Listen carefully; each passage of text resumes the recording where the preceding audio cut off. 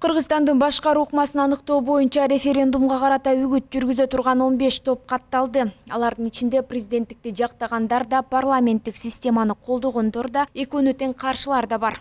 Бүгүнкү күнгө чейин 15 ошол демилгелүү топтор түзүлдү. Булардын 8и президенттик башкарууну макул болуп жактаган жумушчу топтор. Ал эми президенттик башкарууга каршы жумуш демилгелүү топ бар. Андан сырткары парламенттик башкарууну жактаган жана парламенттик башкарууга каршы демилгелүү топтор Борбор шайлоо комиссиясынан каттоодон өтүп, азыркы күндө ошо үгүт иштерин жүргүзүп жатышат. Президенттик башкаруу системасына каршы чыккан бир топтун жетекчиси катары Жогорку кеңештин депутаты Дастан Бекешев катталды. Бекешев эми референдумду утурлай парламенттик башкарууну тандоо үчүн элди үгүттөй турганын, парламентаризмдин артыкчылыктарын түшүндүрүп бергенге аракет кылды. Эми мен дагы үйдөн эле отура берсем болот эле да. Бирок мына көрүп атабыз го, өнүккөн мамлекеттер алар парламентаризм башкарууну тандаган. Алар жөнүндө тандаган жок мындай референдумда биздей. Ушундай референдум биринчи биз ушундай кылып атабыз да. Дүйнөдө эч качан андай референдум болгон эмес. Парламенттик республика бул башкаруу кандай болуп калды? Ошол европалык жана башка өнүккөн мамлекеттер алар бир хан менен күрөшүп, падыша менен күрөшүп ошол келишкен. Чындыгында мына биз 29 жыл ошол эле бир кишинин башкарууну көрүп, чындыгы парламентаризм бизде болгон эмес.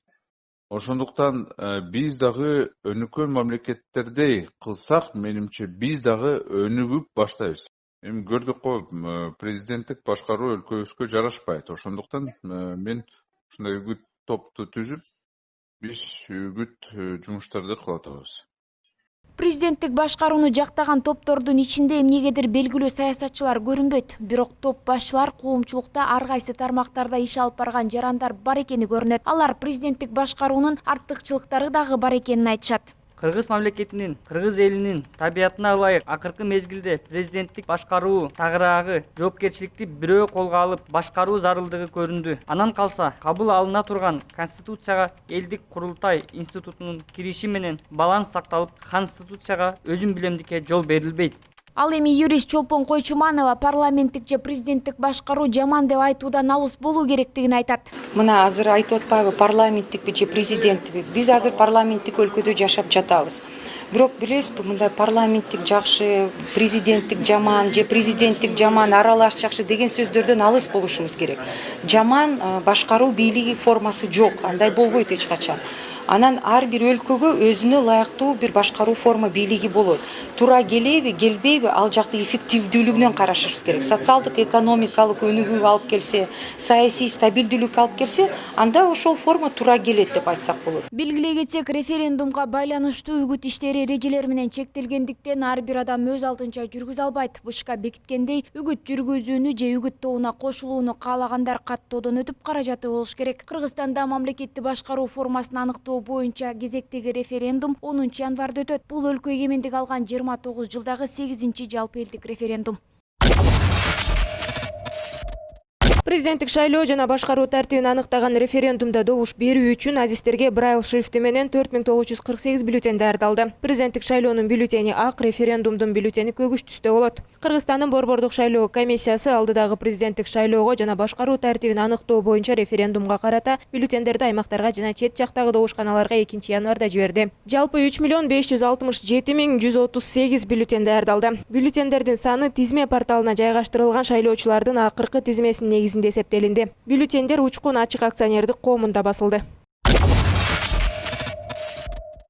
4-январга карата Кыргызстанда дагы 83 кишиден коронавирус аныкталып, бир бейтап көз жумду. COVID-19 каршы күрөш боюнча республикалык штабтын маалыматына караганда, 2020-жылдын март айынан бери илдет жугузуп алгандардын расмий эсеби 81388 адамды түздү. Анын 76728 сакайганы айтылды. Соңку бир күндө 165 адам ооруканалардан айыгып чыкты. Пневмонияны козгой турган коронавирус аныкталган март айынан бери илдеттен кайтыш болгондордун саны расмий эсепте 1360-ка жетти.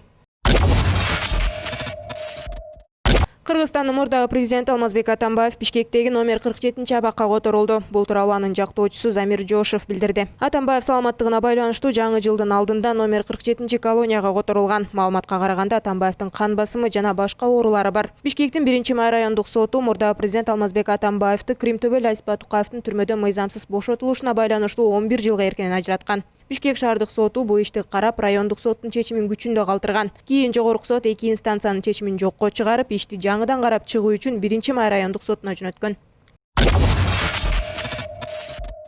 4-январь күнү кесиптик кошуундар үйүнө белгисиз адамдар тобу келип Сагынбек Бозгунбаевди төрагалык орунду бошотуп чыгып кетүүсүн талап кылышкан. Алар Бозгунбаевдин өзүнө жана анын тараптерлерине кол көтөрүүгө чейин барышып, ортого милиция жана коопсуздук кызматкерлери түшкөн. Натыйжада патрулдук милиция кызматынын кызматкерлери эки тарап болуп жаалдашып жаткан топтун урушунан Бозгунбаевди сыртка алып чыгарууга аргасыз болушкан. Профсоюздардын башчысы бүгүн 4-январда эртең менен жумушка келгенин, бирок белгисиз адамдар аны киргизбей койгонун айтты. Ал арада кесиптик кошуундар уюмундагы курулуш тармагынын башчысы Элдияр Карачалов белгисиздер тарабынан кол салуу болгону тууралуу билдирүү жасап, учурда алар Бишкектин номер 4-ооруканасында медициналык экспертизадан өтүп жаткандыктарын жазган. Эске салсак, кесиптик кошуундар федерациясынын өкүлдөрү 25 декабрда Бишкекте эки жерде эки башка жыйын өткөрүп, эки жетекчи шайлашкан. Эки башка өткөн жыйындын кайсынысы мыйзамдуу экени, шайланган эки жетекчинин кимиси уюмду жетектей турганы белгисиз бойдон калууда. Федерацияны 2017 жылдан бери жетектеп келген Мирбек Асанакунов 2020 жылдын февралында өзүнө карата нараазычылыктын натыйжасында иштен кеткен. 5 февралда федерациянын кеңешинин жыйыны өтүп, анда Асанакунов кызматынан четтетилгени кабарланган. Өзү бул жыйында кворум болбогонун, анын иш ордуна кызыккандардын кутуму болуп жатканын айткан. Асанакуновго каршы акциялар 2019 жылы башталып, ага кызмат ордун мыйзамсыз ээлеп турат,